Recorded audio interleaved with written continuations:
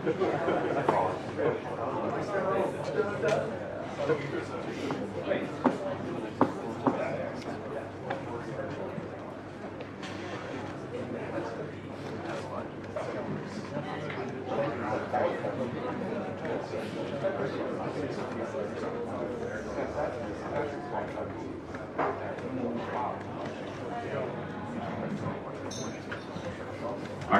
let's thank Blake.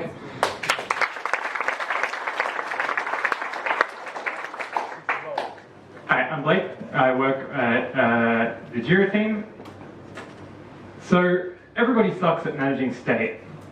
It turns out state is really, really hard to get right. Every time you've had to restart your computer or an app, it's because state went bad. You fixed it by blowing away the old state and starting fresh. In fact, state is so hard, we had to build debuggers. Yeah, that's right. People had to build programs to help other programmers figure out the state in their programs. What? Fortunately, those functional programming people figured all of this out, fixed it, and called their ideas functional reactive programming.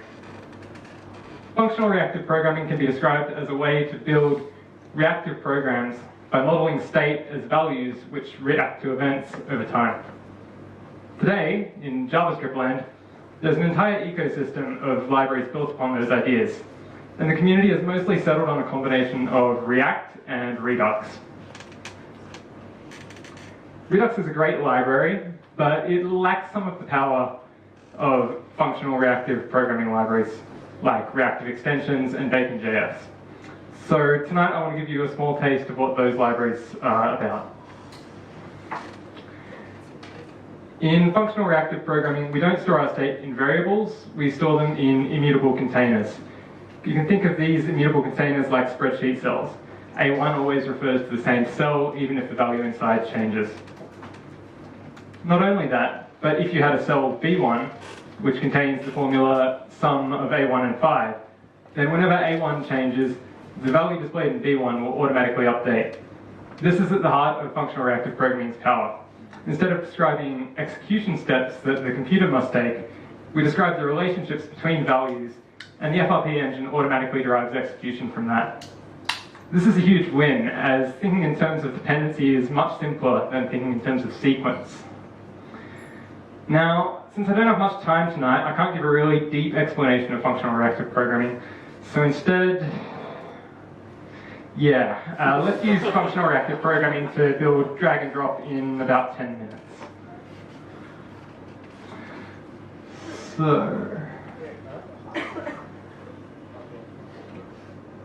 So this is what we're building. It's a Kanban board with some cards, and we want to basically add some functionality so we can click on these cards, drag them around, and when we let go, they'll just snap back to their original position.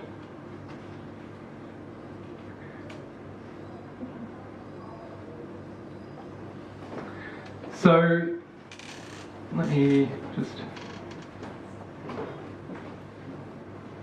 a little.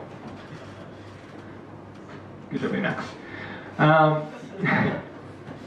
So this is a pretty simple React application. The most unusual thing you might notice is that we're importing this state property at the top. And a property in FRP talk is basically one of those immutable containers, and it will always contain a value. That value can change over time, but it always has one. So what we're doing down here is we're basically saying, whenever the value in the state property changes, we want to re-render the entire app. So where do we get that state from? This is how we create our state. All we're doing at the moment is creating an initial state constant which has some example data, and then here we're using this bacon.update function and passing it our initial state. Bacon.update takes as its first argument the initial state, and as subsequent arguments instructions how to update the state when certain events happen. At the moment there's no events to react to, so we don't have any further arguments. Alright, so if you think about a mouse drag and drop implementation, there's really three inputs that you care about. mouse down, mouse move, and mouse up. So the first thing we're going to do is create streams representing those events. So what we're doing here for each of those events is using the bacon.fromEvent function, which takes an observable, in this case window, and an event name, which is mouse down in this case. So every time the mouse down event is fired on the window, that event will go into this stream. So to make that a little bit more real, let's take our mouse down stream and just log out every value that goes onto that stream. So if we, I don't have much space here, but if we have a look at our console, now every time there's a mouse down event on the page, you can see it being logged out. So that's cool, but what we really want is we want only the mouse down events where we've mouse down over a card. So to do that, we're going to filter this stream. And the way we're going to filter it is we're going to look at the event target, and we're going to figure out if the event target or any of its parent elements were a card. So to do that, we can just use this find card ancestor function. I don't know if you can see that properly. So we're going to filter by find card ancestor.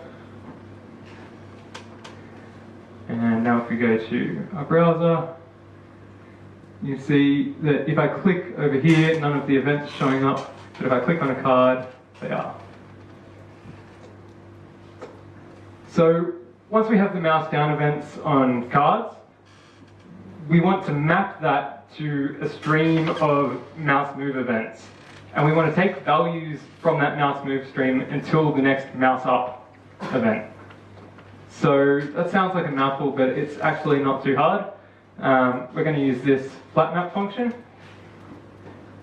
And what flatMap does is it takes a function. That function's argument is the event on the stream you're mapping from. So this, in this case, it's a mouse down event. And what it needs to return is a stream. So in this case, we want to return the mouse move stream. But we don't want all the mouse move events. We just want to take them until the next mouse up event. So we can use the take until function mouse up stream. I've got a typo there, but that's okay.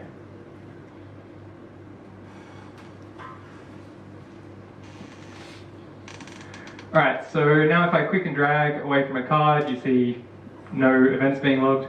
But if I click on a card and start dragging, I get all of the drag events. And they stop once I release the mouse button.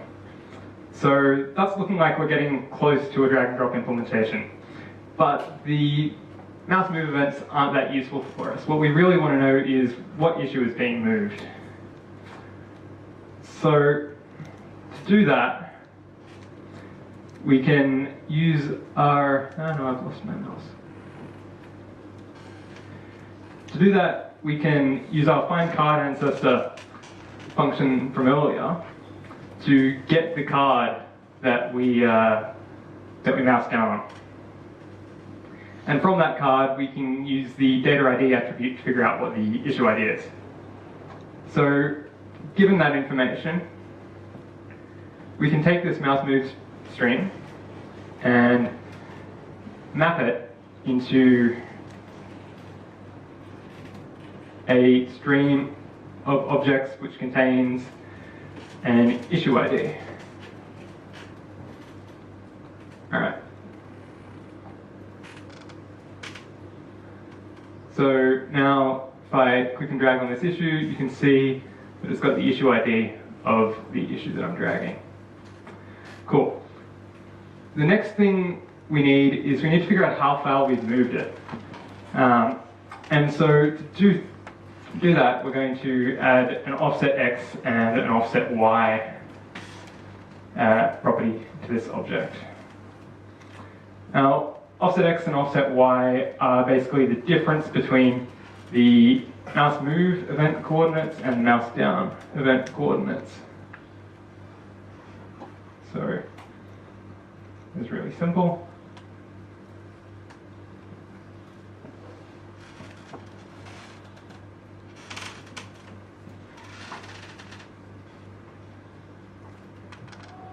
All right. So now you can see we've got an x and y offset that map to how far we're dragging away from the issue. So that looks like we've got everything we need to actually start moving these cards around. So what we're going to do now is we're going to give this stream a name so that we can use it. And let's just call this card offset stream.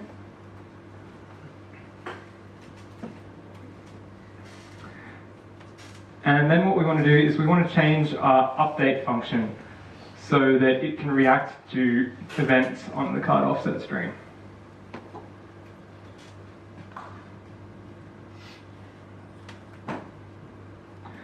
So, as I said before, bacon.update method takes the initial state and then it will take a stream to react to and then a function which tells it how to update that state to the new state. So this function takes the old state as its first argument and then the event as its second argument. And in this case, we're just mapping over the issues and adding an offset to the one that we're dragging.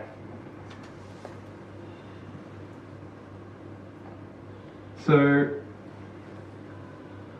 with this code, now we can start dragging these issues around. The templates behind this know how to deal with an offset on the issue, but otherwise all we're doing is what you see. Now this is cool, but it has a problem. The issues just sort of stay there when you finish dragging them. Since we don't have much time, what I want to do with these ones is just make them snap back to their original position. And it turns out that's really easy.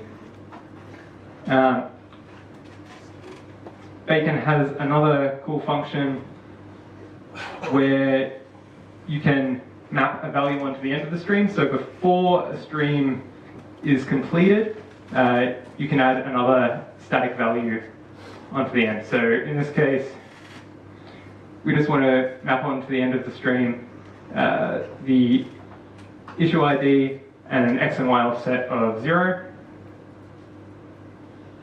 And now, if we drag these issues around, they will snap back.